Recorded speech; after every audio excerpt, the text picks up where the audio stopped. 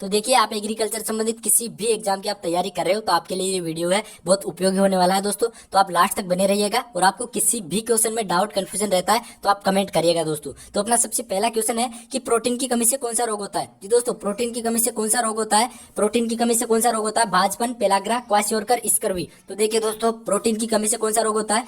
Kwashiorkor रोग होता है दोस्तों। इसी वाला इसका राइट आंसर होगा। प्रोटीन की कमी से क्वाशियोरकर रोग होता है। इसके अलावा दोस्तों स्कर्वी, पेलाग्रा और बाजपन है, ये विटामिन की कमी से होते हैं। विटामिन की कमी से दोस्तों बाजपन, पेलाग्रा और स्कर्वी ये तीनों रोग होते हैं, जबकि प्रोटीन की कमी से दोस्तों क्वाशियोरकर रोग होता है। स्कर्वी रोग की बात करें दोस्तों तो विटामिन सी। जी दोस्तों, स्कर्वी रोग विटामिन सी की कमी से होता है और पेलाग्रा रोग है विटामिन B5। आपको ध्यान रखना है, विटामिन B5 की कमी से पेलाग्रा रोग होता है। बाजपन की बात करें तो बाजपन रोग विटामिन ई। जी दोस्तों, विटामिन ई की कमी से बाजपन या स्टेडिटी रोग हो जाता है दोस्तों विटामिन ई की कमी से। तो आपको ध्यान रखना है, प्रोटीन की कमी से क्वाशियोरकर रोग होता है। आगे वाला क्वेश्चन है, भारत में सर्वाधिक उगाया जाने वाला फल है। भारत में सर्वाधिक कौन सा फल उगाया जाता है? केला, अमरूद, आम, पपीता। तो देखिए, भारत में सर्वाधिक उगाया जाने वाला फल है दोस्तों आम। भारत में सर्वाधिक उगाया जाने वाला फल है आम। आगे वाला क्वेश्चन है अपना कि भारत में विश्व का कितने परसेंट फल का उत्पादन होता है। जी दोस्तों, भारत में विश्व का कितने प्रतिशत फल का उत्पादन होता है? तो देखिए दोस्तों, फलों का उत्पादन बताना है भारत में टोटल वर्ल्ड के अकॉर्डिंग। तो देखिए, अपने भारत में 8%, 9%, 13%, 14%। तो दोस्तों ऑप्शन के अकॉर्डिंग अपने भारत में कितने परसेंट होता है दोस्तों फलों का उत्पादन? तो दोस्तों अपने भारत में 13% फलों का उत्पादन होता है, जबकि 14% सब्जी का उत्पादन होता है। अपने इंडिया में पूरे वर्ल्ड की 14% सब्जी और 13% है फ्रूट का उत्पादन होता है दोस्तों। आगे वाला क्वेश्चन उत्पादन बताना है भारत में टोटल वर्ल्ड के अकॉर्डिंग। तो देखिए, अपने भारत में 8%, 9%, 13%, 14%। तो दोस्तों ऑप्शन के अकॉर्डिंग अपने भारत में कितने परसेंट होता है दोस्तों फलों का उत्पादन? तो दोस्तों अपने भारत में 13% फलों का उत्पादन होता है, जबकि 14% सब्जी का उत्पादन होता है। अपने इंडिया में पूरे वर्ल्ड की 14% सब्जी और 13% है फ्रूट का उत्पादन होता है दोस्तों।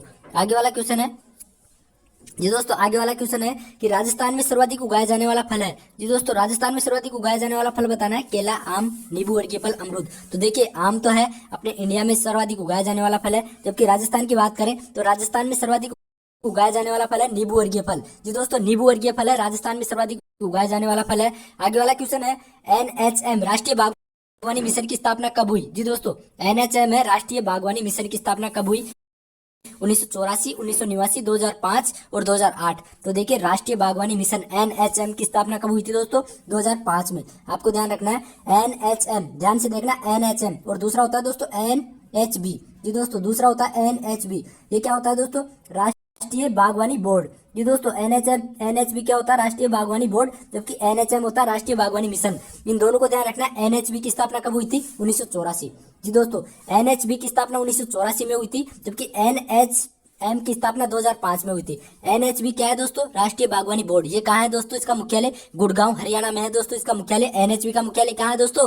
गुड़गांव हरियाणा में। जबकि राष्ट्रीय बागवानी मिशन की जो स्थापना कब हुई थी? 2005 में। इसके अलावा 1989 में क्या हुआ था दोस्तों? राजस्थान में उद्यान निदेशालय की स्थापना हुई थी। आपको ये ध्यान रखना है कि राजस्थान में उद्यान निदेशालय की स्थापना कब हुई थी? तो 1989 में है राजस्थान में उद्यान निदेशालय की स्थापना हुई थी। इसके अलावा NHB और NHM आपको ध्यान रखना ही है। आगे वाला क्वेश्चन है, पौधशाला अन्य स्थानों से ऊंची उठी होनी चाहिए। जी दोस्तों, पौधशाला अन्य स्थानों से ऊंची उठी होनी चाहिए। तो देखिए दोस्तों, पौधशाला अन्य स्थानों से ऊंची ऊंची उठी होनी चाहिए दोस्तों। यहाँ पे उठी हुई होना चाहिए दोस्तों। पौधशाला अन्य स्थानों से कितनी परसेंट ऊंची उठी हुई होनी चाहिए? तो देखिए 10%, 15%, 20%, 25%। तो पौधशाला अन्य स्थानों से दोस्तों 10% ऊंची उठी हुई होनी चाहिए, जिससे क्या जलभराव की समस्या नहीं हो और अपने जो पौधशाला के जो पौधे हैं वो खराब नहीं हो। तो पौधशाला अन्य स्थानों से 10% ऊंचा उठा हुआ होना चाहिए दोस्तों, पौधशाला का जो स्थान है वो वाला। तो आगे वाला क्वेश्चन अपना, फसलों को पाले से बचाने के लिए किसका स्प्रे करते हैं? तो दोस्तों फसलों को पाले से बचाने के लिए 0.1% HCl, 0.1% H2SO4, 0.2% फार्मेलिन और 1% नाइट्रोजन। तो देखिए, पाले से बचाने के लिए किसका स्प्रे करते हैं? 0.1% H2SO4। आपको ध्यान रखना है, फसलों को पाले से बचाने के लिए 0.1% H2SO4 का स्प्रे करते हैं। आगे वाला 8वां क्वेश्चन है, पौधशाला के लिए उपयुक्त मृदा है। जी दोस्तों, पौधशाला के लिए उपयुक्त मृदा, सबसे बेस्ट मृदा कौन सी है? रेतीली मृदा, काली मृदा, ब्लू दोमट मृदा, सभी। तो दोस्तों पौधशाला के लिए कौन सी सबसे अच्छी मृदा है? तो दोस्तों ब्लू दोमट मृदा है, और इसको अपन सैंडी लोम भी कहते हैं। ब्लू दोमट मृदा पौधशाला के लिए सबसे बेस्ट है, इसको अपन सैंडी लोम भी कहते हैं। तो आगे वाला क्वेश्चन है दोस्तों अपना 9वां क्वेश्चन, पौधशाला से पौधों का स्थानांतरण किस समय करना चाहिए? जी दोस्तों, पौधशाला होती है, पौधशाला से अपन को पौधों का स्थानांतरण करना है, दूसरी जगह अपन को उनको लगाना है, तो किस समय लगाएंगे? सुबह, दोपहर, शाम, कभी भी। तो देखिए दोस्तों, पौधशाला से पौधों का स्थानांतरण है, शाम के समय करेंगे तो ज्यादा अच्छा रहेगा। सबसे अच्छा समय दोस्तों शाम होता है। सायकाल का समय दोस्तों पौधशाला से पौधों का स्थानांतरण करते समय सबसे अच्छा समय होता है सायकाल का। अब दोस्तों ये क्यों होता है? क्योंकि दोस्तों वाष्पोषण के द्वारा जल की हानि सबसे कम होगी और अपना पौधा है ज्यादा अच्छा रहेगा। तो पौधशाला से पौधों का स्थानांतरण कब करना चाहिए दोस्तों? सायकाल के समय। जी दोस्तों, सायकाल के समय या शाम के समय पौधशाला से पौधों का स्थानांतरण करना चाहिए, दूसरे स्थान पर ले जाना चाहिए, लगाना चाहिए। तो शाम के समय दोस्तों। आगे गर्म जलवायु का फल। जी दोस्तों, गर्म जलवायु का फल कौन सा है? ट्रॉपिकल जलवायु का फल बताना है। सेब, नाशपाती, केला, बादाम। तो दोस्तों इनमें से सेब, नाशपाती, केला, बादाम, इनमें से गर्म जलवायु का फल कौन सा है? तो दोस्तों गर्म जलवायु, ट्रॉपिकल जलवायु का फल है दोस्तों केला। जी दोस्तों, केला, केला और नारियल दोस्तों गर्म जलवायु के फल है। जी दोस्तों, केला और नारियल गर्म जलवायु के फल है। आपको ये ध्यान रखना है, केला और नारियल है गर्म जलवायु के फल है। इसके अलावा सेब, नाशपाती और बादाम ये क्या है दोस्तों? टेम्परेट। टेम्परेट यानी शीतोष्ण। जी दोस्तों, ये तीनों है, सेब, नाशपाती, बादाम, ये टेम्परेट यानी शीतोष्ण जलवायु के फल है। जबकि गर्म जलवायु का फल केला और नारियल है, और टेम्परेट यानी शीतोष्ण जलवायु के फल है सेब, नाशपाती, बादाम।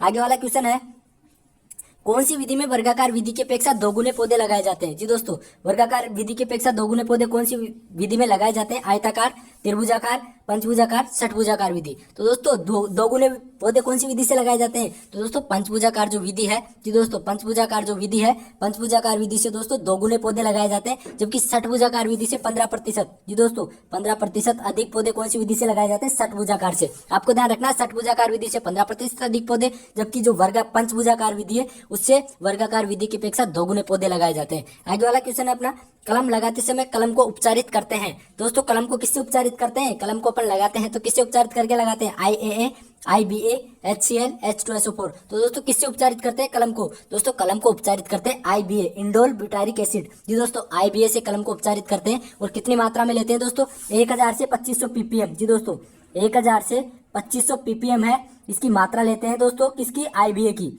जी दोस्तों, ppm में इसकी मात्रा लेते हैं इतनी, 1000 से 2500 ppm में IBA की मात्रा लेते हैं, और इससे कलम को उपचारित करते हैं कलम को लगाते समय। किससे दोस्तों? IBA से। आपको ध्यान रखना है, IBA से कलम को उपचारित करते हैं। आम की बहुवर्णीय किस्म है। जी दोस्तों, इनमें से आम की बहुवर्णीय किस्में बतानी है, ओलूर, मुलगोवा, बेलाडी, सभी। तो दोस्तों आम की बहुवर्णीय किस्म है दोस्तों सभी, ये ओलूर, मुलगोवा, बेलाडी, ये सभी आम की बहुवर्णीय किस्म है, आपको ध्यान रखना है। आगे वाला क्वेश्चन है, पपीता में मादा व नर का अनुपात रखते हैं। जी दोस्तों, पपीता होती है पपाया, उसमें मादा व नर का अनुपात कितना रखते हैं दोस्तों?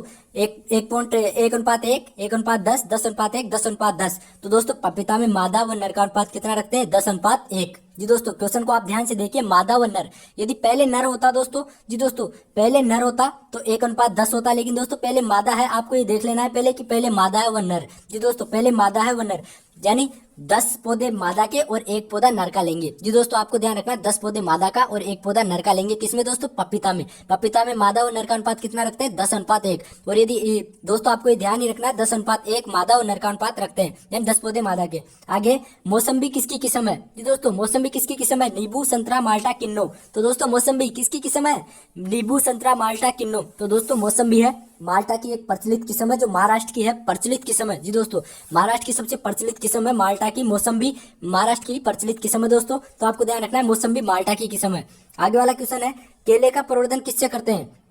जी दोस्तों, केले का प्रवर्धन किससे करते हैं? Ring budding, offshoot, sword suckers, inarching. तो दोस्तों केले का प्रवर्धन किससे करते हैं? केले का प्रवर्धन करते हैं स्वार्ट सकर्स से। जी दोस्तों, केले का प्रवर्धन स्वार्ट सकर्स से करते हैं। और स्वार्ट सकर्स का वजन कितना लेते हैं दोस्तों? 500 से 700 ग्राम। जी दोस्तों, 500 से और 750 ग्राम है स्वार्ट सकर्स का वजन लेते हैं। जी दोस्तों, स्वार्ट सकर्स का वजन कितना लेते हैं? 500 से 750 ग्राम। और केले का प्रवर्धन स्वार्ट सकर्स से। इसके अलावा दोस्तों खजूर का प्रवर्धन है ऑफशूट से करते हैं, खजूर का प्रवर्धन ऑफशूट से करते हैं। और इनार्चिंग से दोस्तों चीकू का प्रवर्धन इनार्चिंग से करते हैं। और बेर का प्रवर्धन रिंग बडिंग। जी दोस्तों, बेर का प्रवर्धन रिंग बडिंग से करते हैं। और चीकू का प्रवर्धन इनार्चिंग से। और खजूर का प्रवर्धन ऑफशूट से। और केले का प्रवर्धन स्वार्ट सकर्स से। आपको ध्यान रखना है। और उसका वजन कितना लेते हैं दोस्तों? 500 से 750 ग्राम। आगे वाला क्वेश्चन है अपना, सेवालों का अध्ययन कहलाता है। जी दोस्तों, सेवालों का अध्ययन करना क्या कहलाता है? माइक्रोलॉजी, फाइकोलॉजी, एंटेमोलॉजी और एपिकल्चर। तो दोस्तों सेवालों का अध्ययन क्या कहलाता है? सेवालों का अध्ययन कहलाता है दोस्तों फाइकोलॉजी। आपको ध्यान रखना है, सेवालों का अध्ययन फाइकोलॉजी कहलाता है। जी दोस्तों, सेवालों का अध्ययन फाइकोलॉजी कहलाता है। एंटेमोलॉजी कीटों का अध्ययन कहलाता है जी दोस्तों, एंटेमोलॉजी कीटों का अध्ययन। इसके अलावा एपीकल्चर है जी दोस्तों, एपीकल्चर मधुमक्खियों का जो पालन होता है उसको एपीकल्चर बोलते हैं। तो आपको ये ध्यान रखना है दोस्तों कि शैवालों का अध्ययन फाइकोलॉजी। आगे वाला क्वेश्चन है दोस्तों, सूखी मिर्च में भंडारण के लिए नमी की जी दोस्तों यहाँ पे नमी है, सूखी मिर्च में भंडारण के लिए नमी की मात्रा होनी चाहिए जी दोस्तों। नमी की मात्रा कितनी होनी चाहिए दोस्तों सूखी मिर्च में भंडारण के लिए? तो दोस्तों आपको ध्यान रखना है सूखी मिर्च में नमी की मात्रा कितनी होनी चाहिए। यदि सूखी मिर्च को अपन को भंडारण करना हो दोस्तों मिर्च को, तो उसमें नमी की मात्रा कितनी रखते हैं? 5%, 8%, 10%, 12%। तो दोस्तों सूखी मिर्च में भंडारण के लिए नमी की मात्रा 10% होनी चाहिए। आपको ध्यान रखना है कि सूखी मिर्च में नमी की मात्रा 10%। आगे वाला क्वेश्चन है, बैंगन की सूत्रकृमि प्रतिरोधी किस्म जी दोस्तों, बैंगन की सूत्रकृमि प्रतिरोधी किस्म है, आपको बताना है बैंगन की सूत्रकृमि प्रतिरोधी किस्म है पूसा बिंदु, अर्कासील, अन्नामलाई, पंथ ऋतुराज। तो देखिए दोस्तों बैंगन की सूत्रकृमि प्रतिरोधी किस्म कौन सी है दोस्तों? अन्नामलाई जी दोस्तों, अन्नामलाई है बैंगन की सूत्रकृमि प्रतिरोधी किस्म है। अब जी दोस्तों बैंगन की सूत्रकृमि या एफिड प्रतिरोधी, आपको ये भी ध्यान रखना है सूत्रकृमि की जगह एफिड भी आ सकता है। बैंगन की सूत्रकृमि या एफिड प्रतिरोधी किस्म कौन सी है? अन्नामलाई। आगे वाला क्वेश्चन है अपना जी दोस्तों, आगे वाला क्वेश्चन है, बैंगन में कड़वापन किसके कारण होता है जी दोस्तों? बैंगन में जो कड़वापन होता है वो किसके कारण होता है? Anthocyanin, solasodine, goitrogenic. तो दोस्तों बैंगन में कड़वापन किसके कारण होता है दोस्तों? सोलासोडिन के कारण जी दोस्तों, सोलासोडिन के कारण दोस्तों बैंगन में कड़वापन होता है। दोस्तों आपको ध्यान रखना है कि बैंगन में कड़वापन किसके कारण होता है? सोलासोडिन के कारण। इसके अलावा एंथोसाइनिन के कारण क्या होता है दोस्तों? बैंगन का बैंगनी रंग होता है जी दोस्तों, बैंगन का बैंगनी रंग किसके कारण होता है? एंथोसाइनिन पिगमेंट के कारण। आपको ध्यान रखना है बैंगन का बैंगनी रंग एंथोसाइनिन के कारण, जबकि बैंगन में जो कड़वापन होता है वो सोलासोडिन के कारण होता है। जबकि जो दोस्तों बैंगन के सूखे फल होता है उनमें गोइट्रोजेनिक पदार्थ पाया जाता है। ये दो वाला दोस्तों सी वाला, बैंगन के सूखे फल होते हैं उनमें गोइट्रोजेनिक पदार्थ पाया जाता है, जबकि बैंगन में कड़वापन सोलासोडिन के कारण होता है और एंथोसाइनिन के कारण बैंगन का बैंगनी रंग होता है। आगे वाला क्वेश्चन है अपना, आलू में खोखला तना रोग होता है जी दोस्तों, आलू में जो खोखला तना जी दोस्तों होलोस्टेम जी दोस्तों, होलोस्टेम रोग है जिसे खोखला तना बोलते हैं। ये किसके कारण होता है? नाइट्रोजन की कमी से, नाइट्रोजन की अधिकता से, ऑक्सीजन की कमी से और ऑक्सीजन की अधिकता से। तो दोस्तों आलू में खोखला तना रोग किसके कारण होता है दोस्तों? दोस्तों ये होता है नाइट्रोजन की अधिकता से। आपको ध्यान रखना है कि यदि नाइट्रोजन की अधिकता हो जाती है तो आलू में होलोस्टेम या खोखला तना रोग हो जाता है जी दोस्तों। खोखला तना को होलोस्टेम भी बोलते हैं, ये रोग हो जाता है। इसके अलावा दोस्तों ऑक्सीजन की कमी हो जाती है यदि, तो दोस्तों ब्लैक हेड जी दोस्तों, आलू में ब्लैक हेड रोग किसकी कमी से होता है दोस्तों? ऑक्सीजन की कमी जी दोस्तों, भंडारण में O2 की कमी से ब्लैक हेड रोग हो जाता है। जबकि दोस्तों आलू में खोखला तना रोग नाइट्रोजन की अधिकता से होता है और भंडारण में O2 की कमी से क्या होता है दोस्तों? ब्लैक हेड रोग हो जाता है। तो आपको यह भी ध्यान रखना है ब्लैक हेड रोग ऑक्सीजन की कमी से होता है। आलू की देरी से पकने वाली किस्म जी दोस्तों, आलू की देरी से पकने वाली किस्म है दोस्तों कुफरी अलंकार, कुफरी सिंदूरी, कुफरी ज्योति, कुफरी चिपसोना। तो दोस्तों आलू की देरी से पकने वाली किस्म कौन सी है दोस्तों? कुफरी सिंदूरी जी दोस्तों।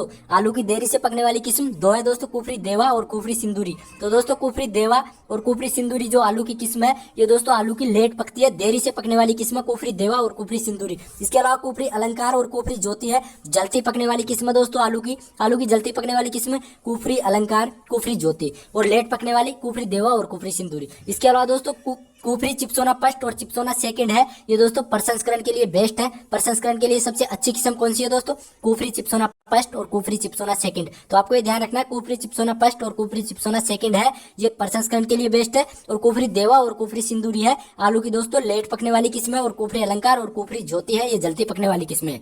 आगे वाला क्वेश्चन है, आलू में कंद की अच्छी वृद्धि के लिए उपयुक्त टेम्परेचर है जी दोस्तों। आलू में जब कंद का निर्माण होता है तो उसके लिए सबसे बेस्ट उपयुक्त टेम्परेचर कौन सा है? 14 से 16 डिग्री, 17 से 19 डिग्री, 25 से 27 डिग्री और दोस्तों 30 से 32 डिग्री। तो दोस्तों आलू में कंद निर्माण के लिए सबसे अच्छा टेम्परेचर है दोस्तों, उपयुक्त टेम्परेचर है 17 से 19 डिग्री सेल्सियस।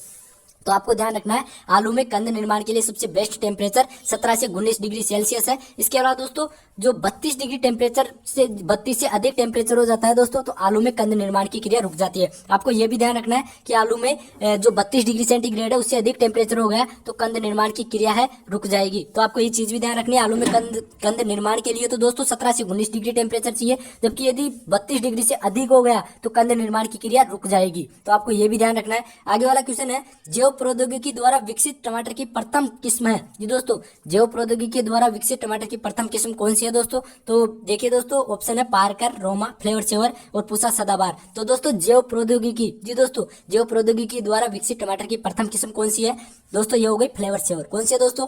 फ्लेवर सेवर है दोस्तों। जैव प्रौद्योगिकी द्वारा विकसित टमाटर की प्रथम किस्म कौन सी है? फ्लेवर सेवर जी दोस्तों, फ्लेवर सेवर है। इसके अलावा आगे वाला क्वेश्चन है दोस्तों, टमाटर की एक हेक्टर फसल बुआई के लिए कितनी नर्सरी की आवश्यकता होती है? जी दोस्तों, टमाटर है उसकी अपन को एक हेक्टर में बुआई करनी है, तो उसके लिए अपन नर्सरी लगाना चाहे तो कितनी क्षेत्रफल की आवश्यकता होगी दोस्तों? 150 मीटर, 250 मीटर और 400 मीटर और 500 मीटर। दोस्तों टमाटर के एक हेक्टर की बुआई के लिए दोस्तों 250 मीटर, जी दोस्तों 250 मीटर स्क्वायर है क्षेत्रफल की आवश्यकता होती है दोस्तों। जी दोस्तों, आपको ध्यान रखना है टमाटर की एक हेक्टर के लिए कितने क्षेत्रफल की आवश्यकता होगी नर्सरी लगानी हो तो 250 मीटर स्क्वायर। इसके अलावा दोस्तों फूल गोभी है, फूल गोभी के लिए 150 मीटर स्क्वायर क्षेत्रफल की आवश्यकता होगी। फूल गोभी के लिए कितनी आवश्यकता होगी दोस्तों? 150 मीटर स्क्वायर क्षेत्रफल की आवश्यकता होगी। जबकि दोस्तों टमाटर के लिए है 250 मीटर स्क्वायर क्षेत्रफल की आवश्यकता होगी यदि अपन को टमाटर की नर्सरी लगानी हो तो दोस्तों ये थे कुछ क्वेश्चंस, और आगे हम दोस्तों और क्वेश्चंस की बात करेंगे। आज के लिए इतना ही है दोस्तों। कैसे लगे दोस्तों आपको ये क्वेश्चंस, और आपको कुछ डाउट कंफ्यूजन हो तो आप कमेंट करके पूछ सकते हो। इतना ही था आज के वीडियो में। जय हिंद।